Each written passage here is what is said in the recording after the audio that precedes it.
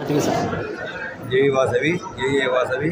నా పేరు అమరవాది రాజనరసింహ, వ్యవస్థ అధ్యక్షులు శ్రీ వాసవి కనకాంబ దేవాలయం శ్రీనివాస కాలనీ పాలమూరు. ఇక్కడ ఇచ్చినటువంటి ఆర్యవైశ్య మధువర్ల ప్రతివేది వచ్చినటువంటి వృద్ధులకు గురులకు మరియు తల్లిదండ్రులకు పాలమూరు పట్ట ప్రజలకు నా యొక్క స్వాగతం సుస్వాగతం. మేము ఈ సంవత్సరం ప్రథమంగా మధువర్ల ప్రతివేదిక చేయాలని నిర్ణయం జరిగింది. దానికి గాను దాదాపు 300 మంది తీసుకున్నారు. 200 మంది అబ్బాయిలు, 100 మంది అమ్మాయిలు, 300 మంది రిజిస్ట్రేషన్ అయిపోయారు. ఇక్కడ వచ్చిన అమ్మాయిలకు ఒక 25 మంది అమ్మాయిలు శ్రీపేటకి వచ్చారు, 100 మంది అబ్బాయిలు విజయపేట వచ్చారు. ఇది గ్రాండ్ సక్సెస్ అనుకుంటున్నాము. ఇది ప్రథమంగానే మేము చేసిన కార్యక్రమం. మేము 100 మంది అని ఎక్స్పెక్ట్ చేసినాము, కానీ మాకు 300 మంది వచ్చింది. కాబట్టి ఇక్కడ అమ్మవారి యొక్క గురువు వలన ఈ కార్యక్రమం విజయం చేస్తున్నాము. ఇక్కడ ఒక స్పెషల్ ఏమంటే, ఇక్కడ ఏ కార్యక్రమం జరిగినా కూడా ఆర్గానిక్తో పండించిన పంటతోనే ఫుడ్ పెడతాము. పూజ పెట్టి అంటే అరిటాకు పూజగా పెడుతున్నాము. దాదాపు సంవత్సరానికి వెళ్ళి ఏ కార్యక్రమం జరిగినా ఇక్కడ చిన్న కార్యక్రమం పెద్దగా ఏదైనా గుళ్ళో ఇదే భోజనం పెడుతున్నాము. కనుక భక్తుల యొక్క స్పందన మాకు చాలా మంచిగా ఉంది. మేము హ్యాపీగా ఫీల్ అవుతున్నాము. అలాగే ఇటువంటి కార్యక్రమం ఇంకా చేయాలని చాలా అనుకుంటున్నాము.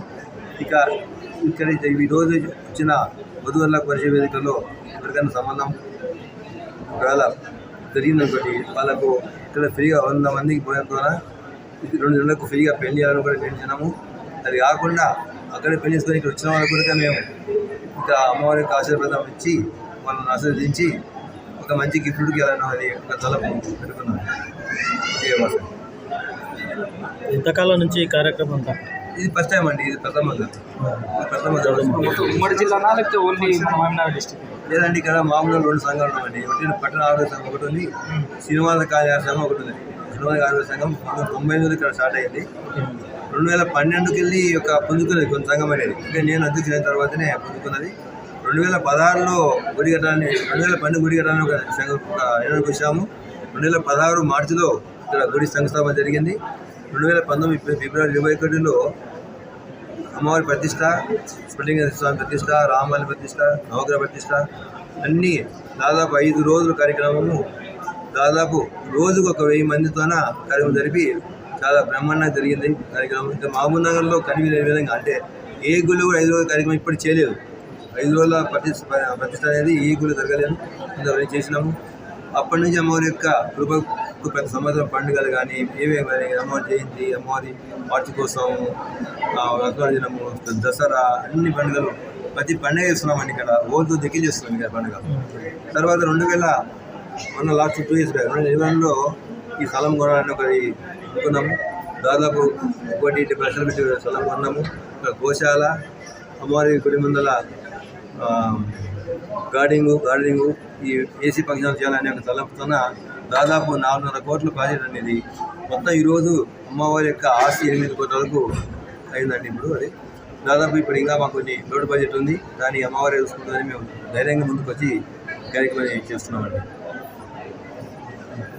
అన్ని కార్యక్రమాలు చాలా బాగా చేస్తున్నాం. ఇప్పుడు ఫంక్షన్ తయారైపోయింది. ఈరోజు అమోప తరఫున అందరికీ బాగా మంచిగా చేసాం. ఇది ఒకటి జయవాసం.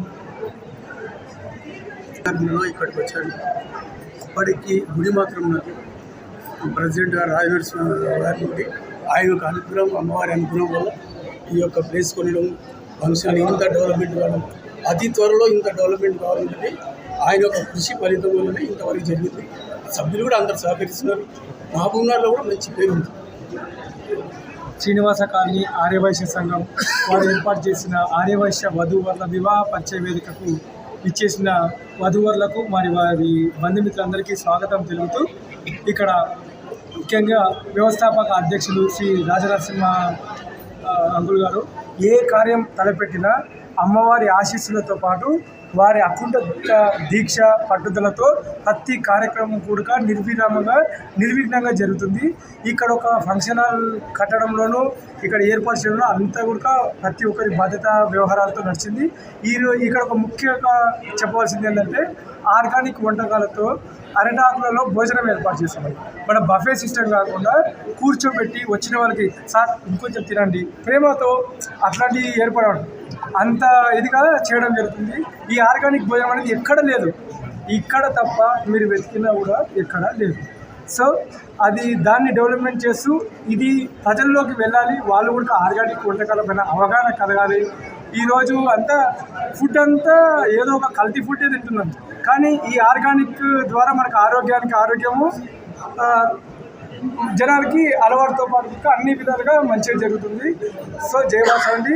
ఈరోజు ఇక్కడికి వచ్చిన మీడియా మిత్రులకు కూడా మా తరఫున వందనాలు తెలియజేసుకుంటున్నాము.